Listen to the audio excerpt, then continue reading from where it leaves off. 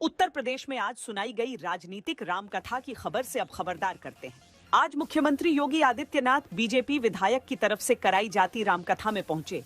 वहां रामायण काल के राक्षसों की तुलना लव जेहाद से लेकर लैंड जेहाद तक से करते हैं। कहते हैं कि खर, दूषण, मारीच जैसे राक्षस लैंड जेहाद करते थे।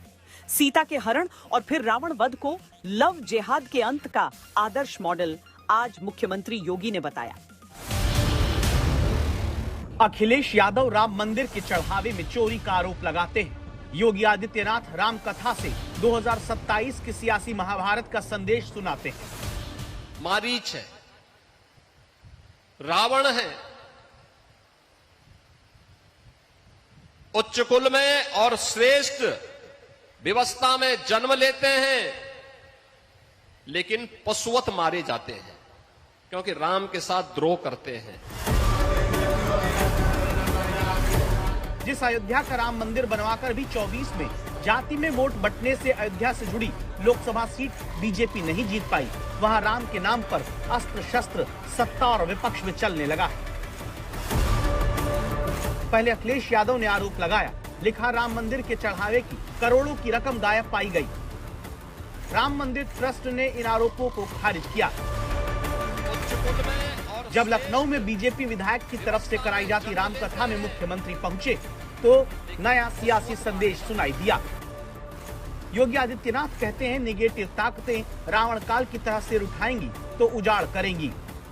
याद करना, जब भी नकारात्मक ताकतें वर्चस्व में आएंगी ऐसे ही उजाड़ करेंगी, ऐसे ही तहस नहस करेंगी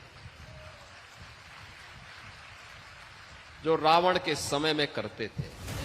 क्या योगी का निशाना विपक्ष है, जहां पर वो खर, दूषण, मारीच, ताड़का तक की बात करके एक ऐसी राम कथा का जिक्र करते हैं जिसमें चाचा मामा का नाम आते ही तंजनुमा हंसी आती है। जब रावण उसके पास जाता है तो आपने देखा होगा, जब रावण ने कहा कि तुम ऐसा करो तो उसने पहले तो मना कर दिया, रावण को समझाने का प्रयास किया, क्योंकि रिश्ते में रावण का मामा भी लगता था।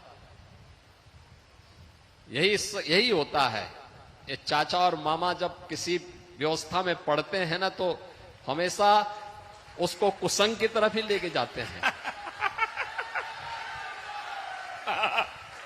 और सन्मार्ग की तरफ नहीं ले जाते हैं।